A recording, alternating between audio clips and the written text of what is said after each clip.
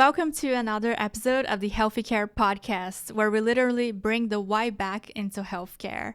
My name is Catherine Okubo, and we're shooting directly from our studios within MPB Health, which is your go-to alternative to traditional health insurance with health share memberships. Today, we have a very special guest with us.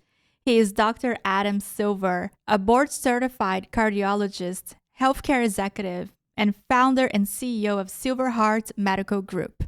Dr. Silver is reimagining cardiovascular care through a model that is personal, proactive, and unhurried, combining concierge cardiology, digital health, and remote monitoring and meaningful physician-patient relationships. His work bridges clinical medicine, healthcare innovation, and systems designed to deliver better outcomes and a more human healthcare experience. So please welcome Dr. Adam Silver. Thank you so much for having me, Catherine. It is a pleasure to have you. And Dr. Adam, I know you're also a member with MPB Health, so thank you for being a member with us. Thank you for making our health coverage affordable. When I switched from employed work to being self-employed and building my own company, I needed to make sure that I had something that would make sense financially for my family and me. And it was nice to be pointed in your direction. That is true. That is true. Well, Dr. Adam, it's really an honor to have a cardiologist here on our podcast because I feel like so many people have all these questions about heart health, especially nowadays. We all know how important heart health is, but you as a cardiologist, what would you say are like one of the best ways to keep your heart healthy in general? Yeah, that's such an important recognition and question, Catherine. And I think if somebody's just looking to get started in terms of how to make sure that they've got a healthy heart, it really starts with being an active person to the extent that that's possible and making sure that they understand what a healthy diet is. We have an immense array of medications and diagnostic tools and procedure and surgical capabilities to keep sick people well or healthier than they might be without that. But it really starts with just a healthy lifestyle and embracing that as part of your identity and making regular exercise part of your identity, making healthy food choices part of your identity and sharing that with your family. And I think we also don't necessarily focus on this enough, but more and more we recognize that stress is an important risk factor in cardiovascular well-being. And today's times are just as confusing and stress causing as any other. And I also like to emphasize that having healthy relationships in your family is important too. And That's not true, just right? your family, but your friendships, right? And, professionally, personally, it seems like it's a little disconnected. It's not. Having healthy relationships in your life is important for heart health. Interesting. So basically, emotional health and mental health are all factors for heart health. I look at it as fundamental. In the people who need material improvement in other more physiologic cardiovascular risk factors, improving weight, improving blood pressure, improving cholesterol, improving their A1C by changing lifestyle habits, it starts with having a good relationship with yourself and those closest to you so that you have enough self-esteem to begin working on some of those things that might be difficult to otherwise. Very interesting. And now on a more, I guess, personal note, what inspired you to become a cardiologist? Yeah, thanks for asking. So I always wanted to be a doctor. I just remember being in the pediatrician's office as a child and being mesmerized by the stethoscope and that relationship that a doctor can have with a family and a patient. And to take you through the journey of how I ended up in cardiology, in high school, I really enjoyed my AP Psych course. I thought I wanted to be a neurologist. And so I went into medical school planning on applying to neurology residency.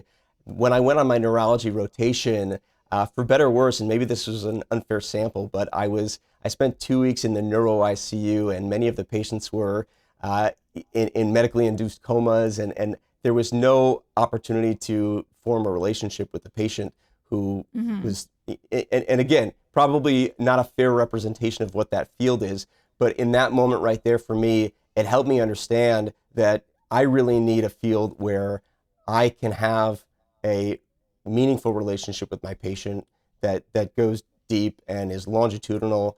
And it was only a month later where I was on my cardiology rotation and I was in the cath lab. I saw my first real life angiogram and I was mesmerized, blown away.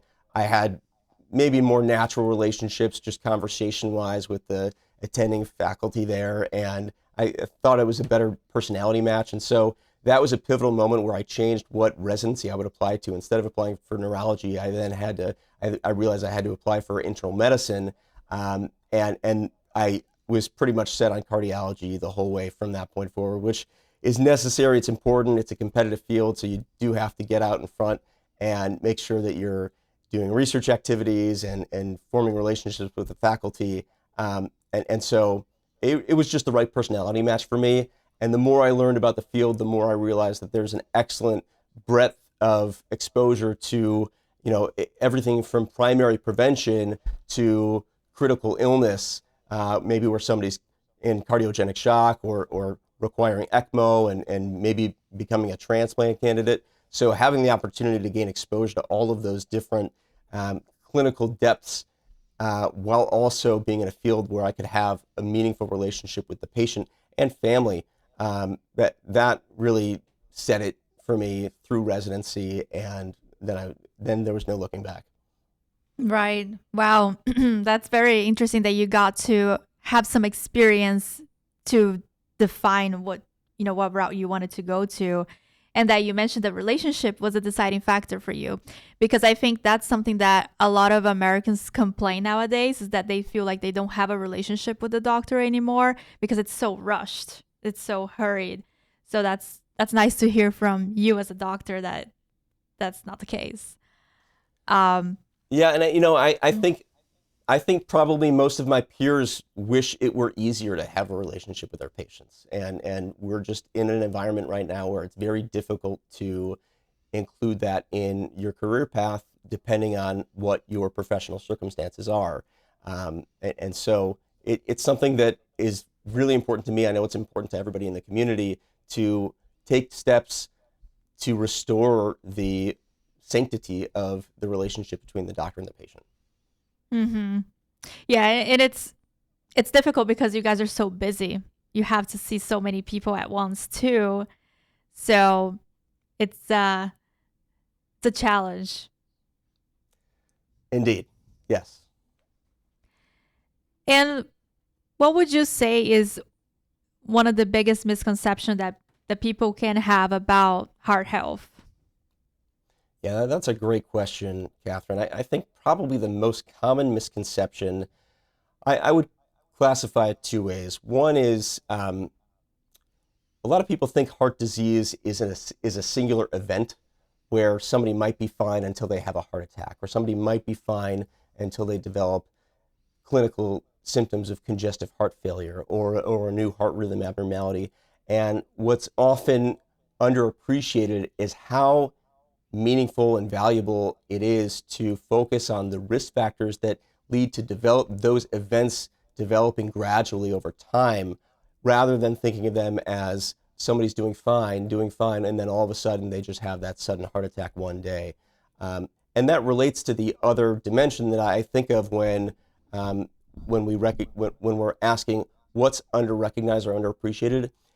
I think we don't do a good enough job in general in the medical community of underscoring to patients that the cardiovascular risk factors that we deal with on a day in, day out basis are chronic conditions. So for instance, people don't generally feel their diabetes. People don't generally feel their elevated blood pressure. They don't feel their elevated cholesterol, but those risk factors are always there. And many people think that their prescription for medications to improve those numbers are temporary, but realistically what we're talking about is maintenance. And so I often will make sure that patients who are new to the world of needing to be on multiple medications, I want to make sure that they leave the office understanding that, you know, these blood pressure medications, these cholesterol pills, they are not designed to just treat one thing acutely and then you can be done with them. It's not the same as taking an antihistamine or a decongestant when you have a cold, or taking ibuprofen or Advil if you rolled your ankle and it's going to be sore for a few days. These are lifelong chronic risk factors that require a lifelong commitment to keeping those risk factors optimized. Wow. Yeah, we do all have. I had that misconception too, that it's just Mm-hmm. like, oh, you have a heart problem. It happens and that's it. But Right. there's a period, I guess, that builds up to it. Yeah, there are studies on fallen soldiers from World War II that are in their teens and early 20s that already showed atherosclerosis on the autopsies. And so we know that the Wow. process of cholesterol, plaque, and atherosclerosis begins developing early in life.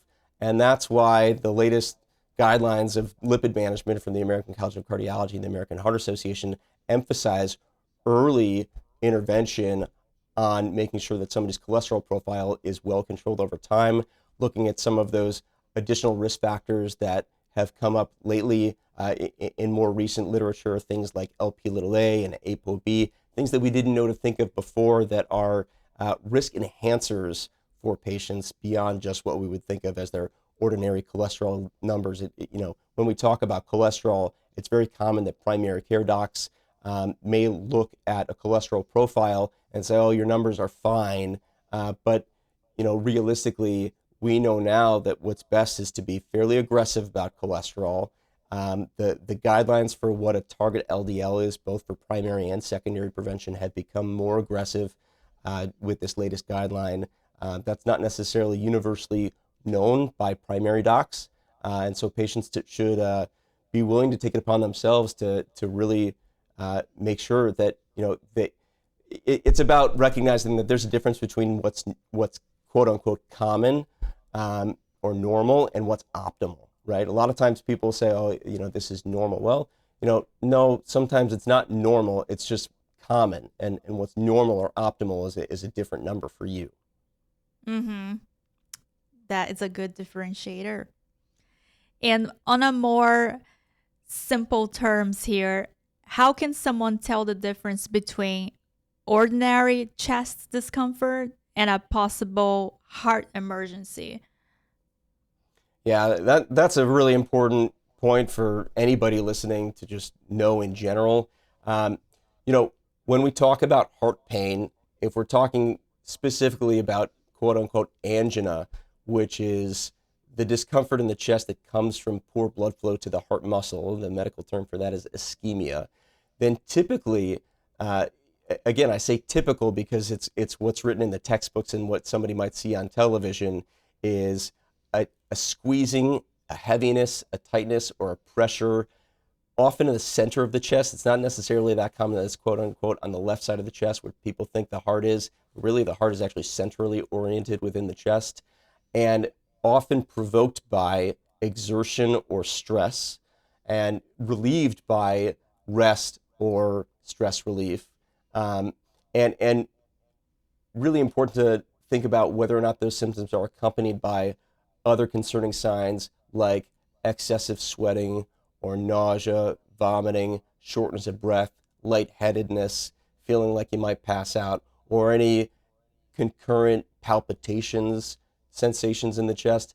If that's the picture, then yeah, absolutely you want to seek medical attention urgently. If you are unable to breathe, if you are at the cusp of passing out, that's when you call 911. Um, People tend to be hyper aware of their chest symptoms because we know that the heart is in the chest and so are the lungs. And it's not uncommon that people will experience something in their chest and then notice later a symptom that is coming from the chest, and they may be wondering, is this my heart or not? As a rule of thumb, things that tend to not be cardiac in nature at all are sharp shooting pains that are fleeting or lasting only seconds at a time. Um, if you can palpate or reproduce the chest discomfort by pressing somewhere on your chest, typically that's more musculoskeletal or inflammatory in nature rather than cardiac. And those are some good rules of thumb for patients to keep in mind when they are wondering, are these chest symptoms concerning for heart disease or not? Um, you could go, you could get carried away and talk about all the different types of symptoms that somebody may have, but I think leaving it there is a reasonable place for patients to kind of grasp onto those two differentiators. Thank you. That's very informative. So people pay attention to those differences. Um, Another question too that we got here for you is, can someone have a serious heart disease even when their blood pressure, cholesterol, and routine test results appear normal? Well, yes, and that's an inconvenient answer, but it's absolutely the truth, and that's why it's important to not just gloss over the basic risk factors, but if somebody's experiencing something that might be concerning from a cardiovascular standpoint, even if you have normal numbers, it's really all about the story. And, why is a patient there in front of you? Um, if somebody's feeling well and all of their numbers look great, then generally speaking, there's not much there to worry about. But if someone's feeling very poorly and their initial numbers, blood pressure, cholesterol, A1C, look fine, there's probably still some more work to be done. Another thing that's probably worth pointing out is a lot of people feel well and maybe their numbers look good, but then they got something called the coronary calcium scoring CT scan. And that's a great screening tool for someone who is, let's say, intermediate risk of having heart disease. Maybe their numbers look good, but they've got a family history of people who pass away early or have heart attacks at a young age. Specifically, we're talking about first-degree male relatives under the age of 55 or first-degree female relatives. These are parents or siblings, female under the age of 65. If you're somebody who has a family history like that, where people have had heart attacks or stents at a young age or bypass surgery, certainly if there's any sudden cardiac death, then there's a little bit more of digging that's appropriate to do on a screening basis and getting a coronary calcium scoring CT scan to look for the presence of plaque in an asymptomatic person who has an intermediate risk profile is very useful in helping to stratify that risk further so that we can be very deliberate about how aggressive to be in addressing those patients' risk factors. Mm-hmm. And there's also something called an LP little a. It's not new. It's been in humans since humans have been around, but our recognition of it as a risk-enhancing laboratory parameter has been instrumental in how we think about people's risks. So LP little a is a cholesterol-carrying protein that has uniquely dangerous atherogenic, meaning it produces plaque. It's pro-inflammatory, and it's also prothrombotic. It makes people more prone to clotting. And about 20% of the population have a high LP little a, and that's a genetic marker. We don't know for certain whether lowering that number itself actually reduces your risk, but we do know that for patients who have a high LP little a, we ought to be as aggressive as we can be in optimizing all of their cardiovascular risk factors that we can control. So there's a recommendation in the latest lipid guideline that every adult have the LP little a checked just once in their life. So far, we don't have any literature or evidence to suggest that there's any usefulness in repeating it, but everybody should get that checked once. It's actually a class 1 recommendation, so it should be done. To never do it would be considered malpractice. Oh, wow. So just to recap, you said coronary calcium CT scan. I'm saying it really wrong, probably. Sure. Just to recap. Yeah, and sometimes people call it a CAC scan, coronary artery calcium scan, Okay. or a coronary calcium scoring CT scan. Mm-hmm. And basically what that scan does, it's fairly affordable. Usually patients will pay out of pocket for it anywhere between 50 and $75, and lots of places have it, and you could just ask your doctor for an order for it. It's a really quick test to get. There's no contrast involved, and basically you're going to get a score. You're hoping for a score of 0, but then there are different categories of how we think about the score result. Are you 1 to 99? Are you 100 to 300? Are you greater than 300? And for some patients, they've got astronomically high numbers, and then that does influence our management strategy after that. Mm-hmm. And I know you mentioned a lot about some health markers, and we talked about cholesterol. What are some of those numbers that should people pay the most attention to when they're evaluating their cardiovascular health? Sure, great question. So when we're talking about cholesterol, we've already addressed the LP(a). That's one thing that everybody should check once. Specifically, when it comes to the rest of the cholesterol profile, there's 3 key cholesterol parameters that we look at. One is the triglycerides. Triglycerides are a storage form of cholesterol. If those are very elevated, then that's a cardiovascular risk factor. Usually we want to see that number less than 150. For HDL, that's the high density lipoprotein. HDL is often thought of as the good cholesterol, and we want to see that number greater than 40. If it's less than 40, it's a risk factor. If you're able to get it greater than 60, you actually take a risk factor away. And that number is mostly enhanced by vigorous exercise. So if you're somebody who can exercise vigorously, routinely, you're going to increase your HDL. That's great. And then LDL, low density lipoprotein, that is the more dangerous type of cholesterol that we think of, the bad LDL, so to speak. And for primary prevention, just generally speaking, anybody who's just a regular member in the community, we want to see that number less than 100. If you're somebody who's at a higher risk of having heart disease, maybe you've got something like diabetes, or you've got elevated blood pressure, or you have chronic kidney disease, you want to see that number less than 70. And then at our most aggressive, if you've ever had a cardiac event, if you've ever had a stent placed, if you've ever had bypass surgery or a heart attack yourself, or a stroke or a TIA, we want to be as aggressive enough to get that number less than 55. And then for people who have a super high LP(a) and maybe they've got a ton of calcium on their heart, we want to be that aggressive anyway. Other numbers to pay attention to outside the lipid profile, obviously hemoglobin A1C, that's the marker for diabetes. Generally speaking, we'd love to see that number less than 6. Between 6 and 6.5 is considered pre-diabetes. Greater than 6.5 is diabetic.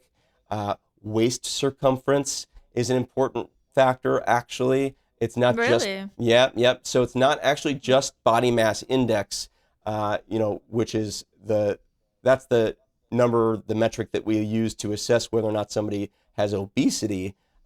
So normal healthy weight is conventionally thought of as a body mass index, or a BMI, between 20 and 25. And we think of overweight between 26 and 30. And then the obesity classifications begin at a BMI of 30 or higher. At 35, you're considered class 2 obesity, and 35 and above is considered morbid obesity, where the weight itself is actually a risk factor to your life. It's a mortality marker to have your body mass index that high. Going back to the waist circumference, the reason that that's important is because we now recognize that body mass index can be falsely elevated, or I shouldn't say falsely elevated, it can be misleading in people who have dense muscle mass. And actually what we really do worry about, maybe a bit more than weight divided by height per se, which is what gets you your body mass index, what we tend to focus on more of is, what is your visceral fat deposition, or your visceral fat distribution? And what we mean by that is, if somebody has a large amount of adipose tissue or fat stores in their gut or surrounding their organs, you can have a coating of fat tissue around the organs. That fat tissue itself ends up functioning like its own endocrine organ, and it needs its own blood supply. But it doesn't, it does. But it doesn't always get an adequate blood supply, because the vascular supply to that fat tissue doesn't actually develop the way it ought to for the organs that we're born with. And so what can happen over time is if somebody has that much fat in their body, and it sounds crude to say fat in their body, but we can call it adipose tissue as another clinical term for it. But if it's viscerally distributed, then what can happen is that those cells actually are prone to getting inflamed, and if they're not given the adequate blood supply, and that can create a devastating cascade of events where they're breaking down into stress hormones, and they are, that metabolic pathway is really dangerous, where you're mobilizing all of these dangerous cholesterol particles in an inflamed environment. And so that's why weight is very important, and it's not just something that we should be willing to pass off as a cultural thing that we are willing to. This is a sensitive topic, right? I mean, weight itself is one of the only risk factors that is visible, right? If somebody can look in the mirror and not see an elevated blood pressure or an elevated A1C or an elevated cholesterol, when someone looks in the mirror and they see their elevated weight, that takes a hit to self-esteem. It takes that impacts the way somebody thinks about themselves and their relationships with others. So yes, we need to be inclusive and supportive, and we should avoid the tendency to shame people who are overweight, but instead recognize it is a health risk.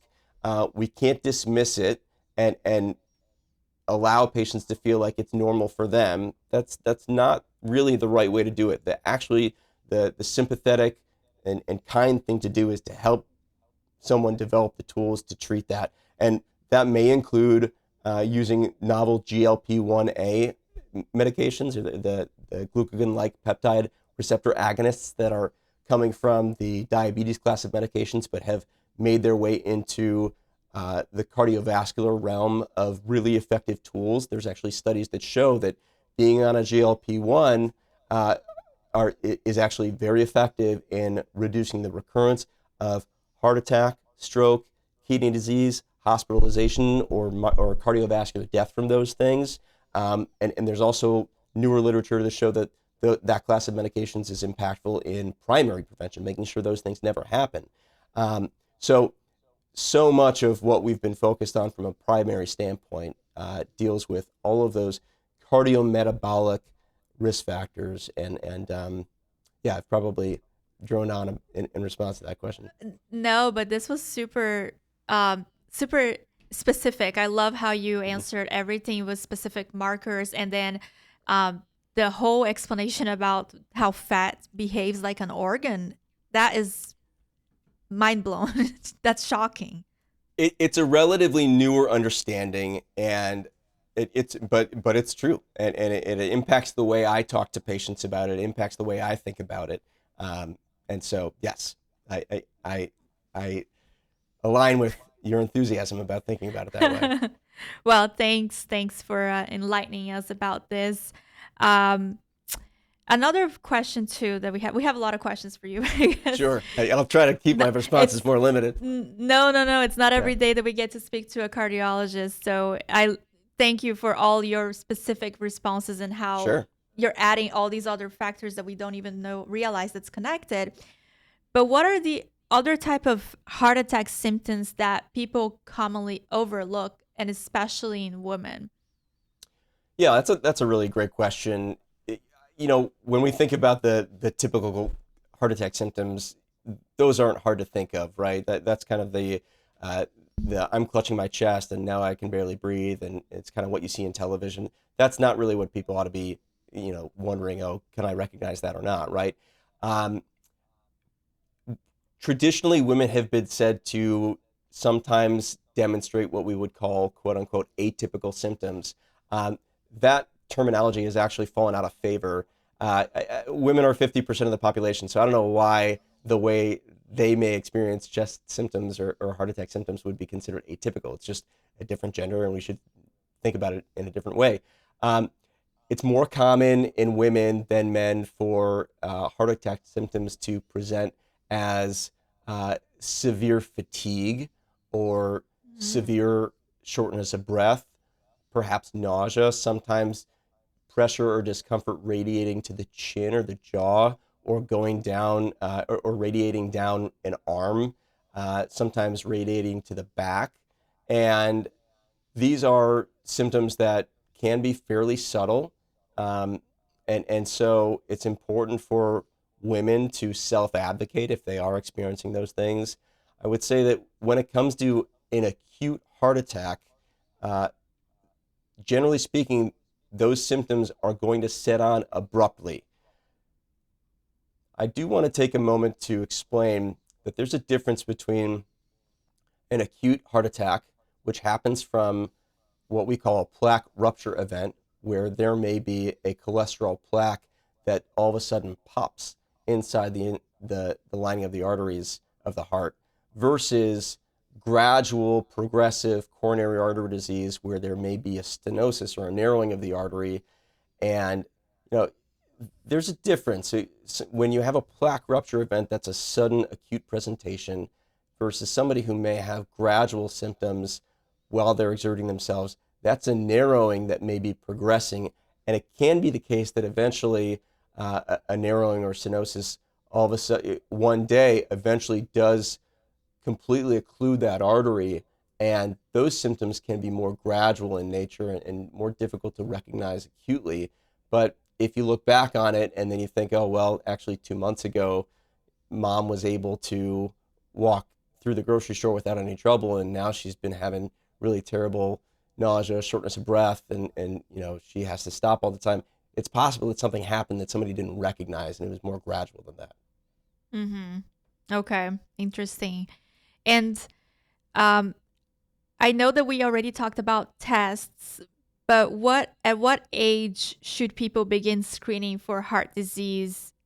And I think you already mentioned the tests that they should be getting, but from a more preventive side. Sure. So believe it or not, actually, the latest lipid guideline that was released in March of this year indicates that children between the ages of 9 and 11 should have a basic cholesterol profile drawn. And the main reason for that is to screen for what we call familial hyperlipidemia. So there are genetically inherited super high cholesterol profiles out there.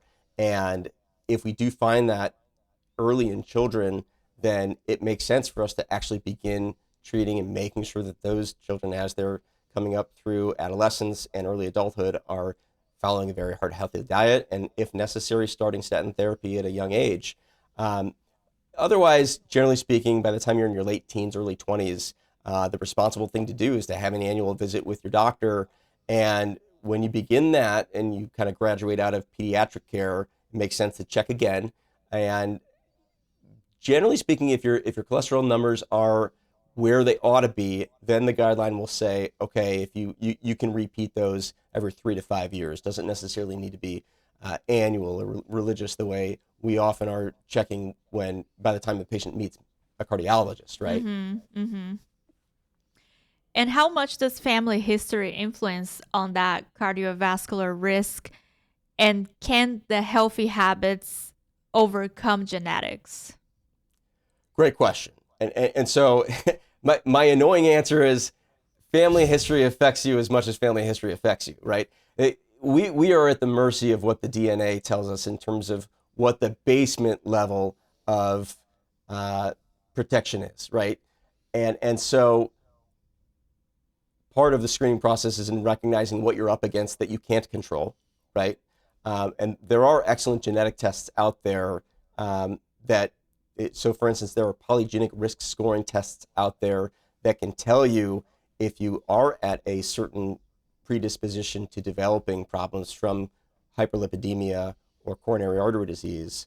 What was the second part of your question was what? Is if the healthy habits can overcome genetics. So to an extent, of course, right? But I would say, that's a minimum, right? And what I often end up hearing myself say to patients is something along the lines of, there is no medication on the planet that can compete with human behavior. And that's totally true, especially when it comes to cardiovascular health and well-being and prevention. And, you can be dealt a great genetic profile. And if you treat your body poorly, if you smoke, if you only indulge in fast foods, if you embrace a diet that's rich in sweets, and you're not going to be healthy. You're going to induce risk factors for yourself. And so the opposite is true as well, right? So even if you are at the unfortunate position of having a high inherited family risk, or genetic risk of heart disease, well, as doctors, we need to impress upon patients how valuable agency is, right? And taking ownership in your own heart health, and embracing a lifestyle of exercise, healthy dietary habits that are sustained, right? And then when you have gotten to a place where you've done everything you can, if we still see that there are risks that just cannot be avoided, that's what medical therapy is for. Mm-hmm. Right. That's a good answer, because it's like you said, you can have the great genetics, but you can also mess up your health that way, or have Absolutely. bad genetics and improve your health regardless. So talking about that, we'll move into the lifestyle changes. I know we talked about exercise and how important that is. Is there any other lifestyle changes that you recommend for preventing heart disease? Well, for some people it's a change, and for some people it's just to continue doing what you're doing, which is to not smoke. Oh, really? That is just, if you're going to ask one question, what is one risk factor that if you were to avoid it, you would dramatically improve your cardiovascular profile relative to the counter, right? It's smoking cigarettes, or Wow. consuming any tobacco products. Anytime somebody's in my office and they're actively smoking, it almost doesn't matter at all what else we talk about. If that doesn't change, I can't help them. Wow. Very interesting. So basically the next question, it's kind of like, doesn't even work, because if they're smoking, it doesn't matter. But can stress, anxiety, poor sleep actually damage the heart? So another unfortunate reality here, the answer is yes, absolutely. Um, Stress is a really difficult risk factor to talk about, because we know that it does contribute to heart disease, but it is one of the most difficult risk factors to objectively quantify. We have to take patients at their word when they say that they're stressed. We have to embrace a spirit of empathy when patients are describing what they're going through that's stressful, or what they've been thinking about that's stressful, and gauge how much that might be contributing.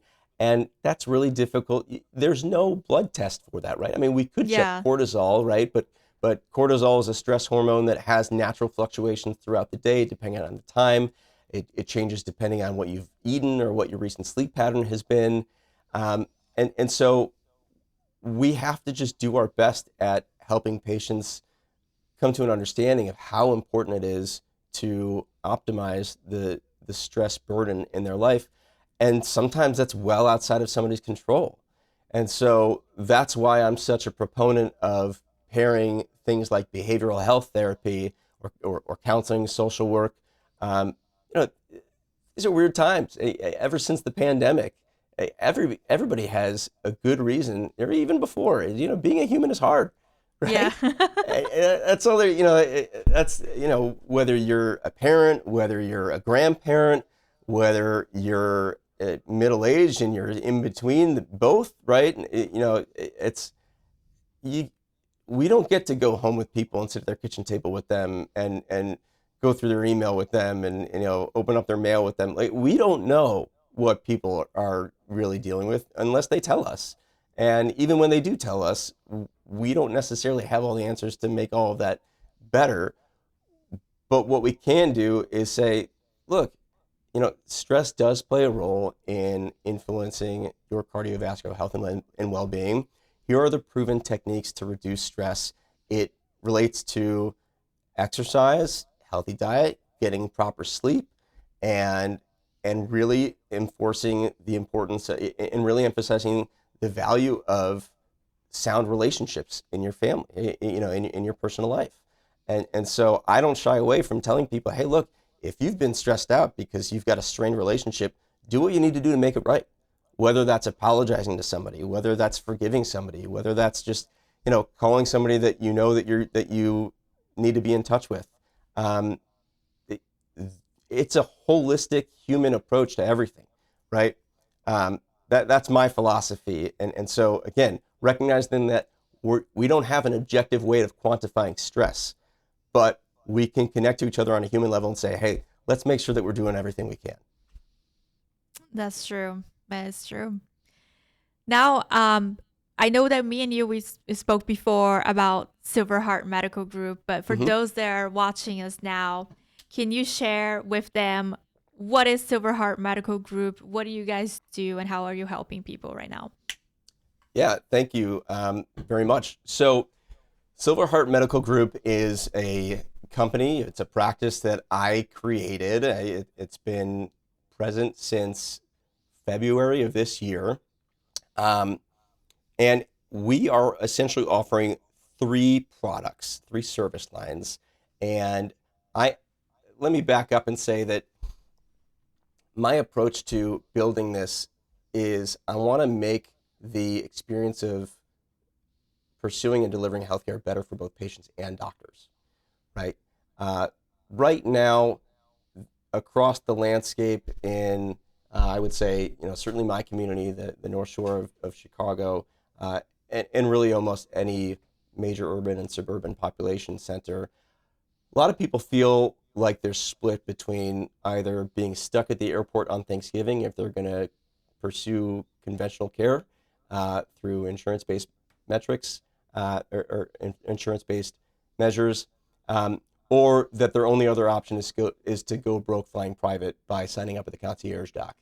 And I genuinely believe that many, many people live in between, where some people are willing to spend some out-of-pocket membership-based fee to have better access to care and feel a little bit more dignified in their experience pursuing healthcare than they feel right now.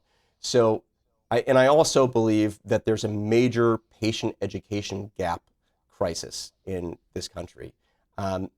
We don't have the luxury of spending enough time with patients in the office, and we don't have the opportunities that we once did to answer patients' questions fully and make sure that they understand everything there is to know about their condition, understanding how their medications work, understanding why they're on the medications that they're on, understanding what the testing that's coming up is and what that's for, what they can expect. And so I wanted to create an environment where everybody gets what they need out of it. And so essentially Silverheart Medical Group has three tiers of access. One is simply a educational library that I'm producing. It's a course of patient education content, a curriculum that's called Cardiosity. It's a combination. No, that's a nice name. Yeah, thanks. It's just my clever blending of the terms cardiology and curiosity. So, again, I feel like there's a lot of great social media content out there that's for expert to primary care doc or experienced clinician veteran to early trainee. I don't see a ton of material out there where it's just, breaking the most common topics in general clinical cardiology down to on a patient layman level so that they can understand the terminology that's coming in their reports, so that they can understand what medications are used for what conditions and how they work. And so it's a series of recorded lectures by me that we're making accessible to the public for purchase. And so that's in production right now. And we also have a program called Silverheart Apex, And this is modeled after a program that I ran when I was previously at an employed institution. I was the director of cardiac rehab, and during the pandemic, we were not able to get patients in to cardiac rehab, and we sort of had to pivot to partnering with a digital health startup company, and they were delivering structured coaching care for patients where a nurse or an exercise coach would reach out to a patient proactively once or twice a week to essentially reinforce the care plan that they developed in their most recent doctor visits. And so that includes remote patient monitoring, so tracking blood pressure. It includes behavioral health, so making sure that patients have access to a counselor or a therapist if necessary to address some of those underlying anxiety or mood conditions that can get in the way of behavioral changes to optimize their risk factors. And it's also just simply another touch point, right? And then we pair that with a cadence of quarterly visits, 2 visits per year, 6 months apart with myself. And it starts with an onboarding visit and then 2 visits a year, 3 months in between each of those with an APP, one of our PAs. And the other thing that we are including there is 24/7 access to a live nurse when you call the practice line, no matter what. When you call, a nurse who has access to your chart will pick up on the dial. So a human nurse who has access to your information will answer your call and help you figure out whatever you're wondering about. And so that comes at a modest membership fee, where that fee covers the cost of the education content production as well as the nurse access line. But the visits and any orders or tests or medications are billed to insurance. And so that's the Silverheart Apex program. And then the higher end of the Silverheart Medical Group tier is what I call the private membership. And that's a higher out-of-pocket cost membership fee up front. And then in exchange for that, patients are getting my personal cell phone number and the invitation to contact me 24/7. I become their concierge cardiologist, and whatever they need, I'm there for it, right?